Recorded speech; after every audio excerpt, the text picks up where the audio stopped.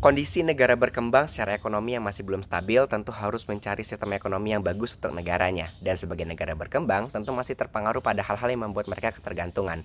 Negara berkembang saat ini terbagi dalam beberapa geografi yang berbeda, di mana beberapa dari mereka fokus ke maritim, contohnya negara Indonesia.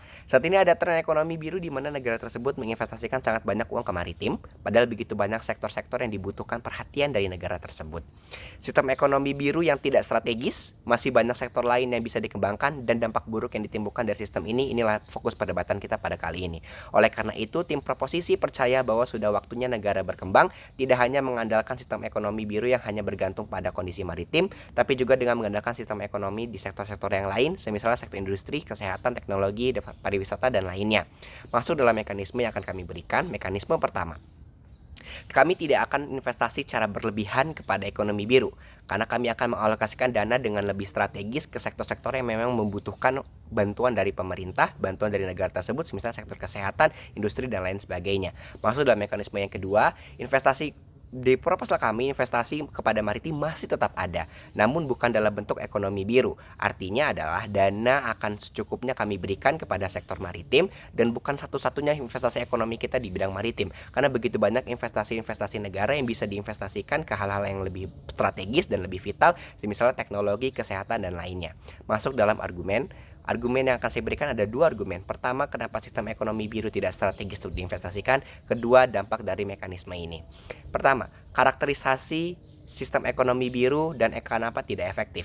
Lapis pertama, karena maritim itu benar-benar bergantung kepada musim. Seperti kita ketahui, maritim bergantung sekali pada alam. Yang kita tidak tahu mana musim tersebut selalu bagus dan baik dalam urusan kita berinvestasi atau tidak, karena tidak ada jaminan untuk itu. Bagaimana kalau misalnya musim sedang buruk, apa yang akan terjadi? Maka kualitas ikan yang ada di sana akan sangat berkurang. Komoditi laut pun akan berdampak negatif, berkurang, dan tidak sesuai dengan apa yang kita harapkan dari negara tersebut. Dan jika ini terjadi, apa yang bisa negara tersebut lakukan untuk menjalankan perekonomian? Maka tidak ada. Karena mereka hanya fokus pada sektor ini, maka dari itu negara juga harus konsen pada dan fokus pada sektor-sektor yang lain yang lebih strategis dan perlu diperhatikan oleh pemerintah. Negara tersebut hanya akan terpaku dan stuck, hanya akan mengandalkan SDA yang mereka punya dan tidak ada inovasi lain untuk bisa mengandalkan SD yang lain demi kemajuan perekonomian mereka. Mereka juga bisa hanya akan terus konsumtif dan ini akan merusak kesejahteraan masyarakat jika hanya berpangku tangan hanya dari sumber daya kelautan. Lapis kedua, karena segmentasi pasar global yang sempit, pasar global saat ini lebih butuh fokus ke teknologi, kesehatan, dan lain-lain.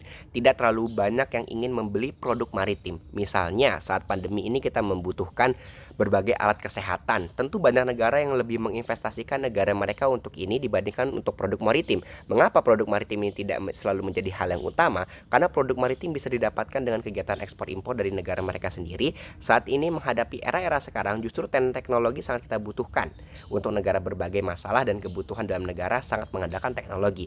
Maka negara-negara akan jauh lebih condong berinvestasi ke hal-hal ini dibandingkan untuk produk maritim.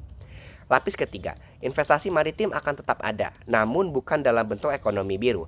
Artinya adalah dananya akan secukupnya saja dan bukan satu-satunya investasi ekonomi kita. Dengan alasan masih banyak banget sektor-sektor lain yang harus dikembangkan. Misalnya sektor pariwisata, pendidikan, industri, dan lainnya. Yang mana sektor itu sangat dibutuhkan oleh negara berkembang. Misalnya sektor pariwisata di Indonesia di daerah Bali. Yang mereka berkonsisten dan mengembangkan pariwisata mereka dan hasilnya adalah banyak investor dan turis-turis yang berkunjung ke Indonesia. Mereka jauh lebih melirik dan tertarik pada sektor-sektor seperti ini. Sektor industri misalnya, investor-investor akan lebih mudah untuk tertarik berinvestasi pada sektor industri karena dinilai sektor industri adalah sektor yang cukup vital pada suatu negara, misalnya kendaraan, transportasi, bahan baku yang dihasilkan. Yang ini memang sangat dibutuhkan orang banyak dan prospeknya tinggi untuk diinvestasikan. Poin kedua, ekonomi biru secara karakterisasi butuh dana yang sangat banyak, bukan? Dilihat dari beberapa alasan. Pertama, dana untuk menjaga ekosistem yang cukup tinggi, peralatan yang cenderung mahal, teknologi harus kita import, yang mana itu sangat mahal. Mengapa teknologi kita import? Karena kita negara berkembang yang memang notabene kita belum memiliki teknologi yang canggih dan teknologi yang baik. Kalau oposisi ingin mengatakan bahwa kita bisa menyelesaikan masalah itu dengan kerjasama dengan negara lain, kami rasa ini tidak bisa dibenarkan dan akan berdampak buruk juga karena akan ada probabilitas eksploitasi. Jika suatu negara orientasinya bergantung pada negara lain, maka eksploitasi bisa terjadi. Ini yang terjadi pada negara kita, negara Indonesia, yang terjadi di PT Freeport di Papua.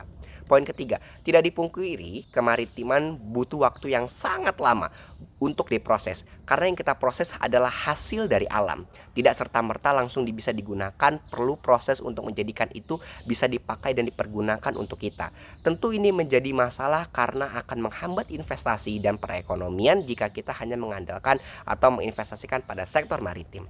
Masuk dalam poin argumentasi saya yang kedua. Apa dampak buruk dari ekonomi biru ini ketika kita hanya berkonsentrasi dengan hanya berinvestasikan pada ekonomi biru? Pemerintah hanya akan terlalu fokus ke maritim saja. Sektor lain akan mengalami regresi dan terhambat karena pemerintah hanya konsen pada satu hal. Dengan beberapa alasan. Alasan yang pertama, karena dana negara berkembang itu terbatas. Negara berkembang pasti memiliki dana yang terbatas dan limitasi. Ekonomi biru akan memfokuskan sebagian besar ke maritim saja. Sedangkan banyak sektor-sektor yang harus diberikan dana oleh pemerintah. Misalnya sektor pariwisata, pendidikan, teknologi, kesehatan, dan lainnya. Yang mana hal-hal itu harus diberikan dana oleh pemerintah. Karena hal-hal tersebut adalah sektor vital bagi negara berkembang juga.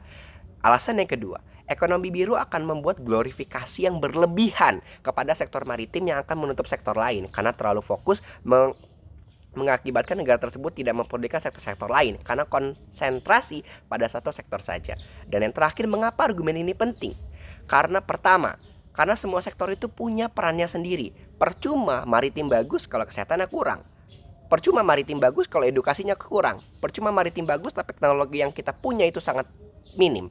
Banyak sektor-sektor yang memang harus diperhatikan dan menjadi tolak ukur untuk perekonomian. Sadarilah bahwasannya maritim bukanlah satu-satunya cara untuk memajukan dan menjadi nilai suatu bangsa memiliki ekonomi dan kesejahteraan yang baik. Dan yang kedua, sebagai backup misalnya maritim sedang buruk, kita tidak bisa hanya bergantung pada alam karena tidak ada jaminan bahwasannya maritim akan selalu baik dan selalu bisa kita andalkan. Jika kita tidak punya sektor lain yang bisa kita jalankan, maka ini akan menghambat dari negara tersebut. Negara akan kesusahan untuk mendapatkan hasil perekonomian yang baik. Maka dari itu kami bangga menjadi tim proposisi.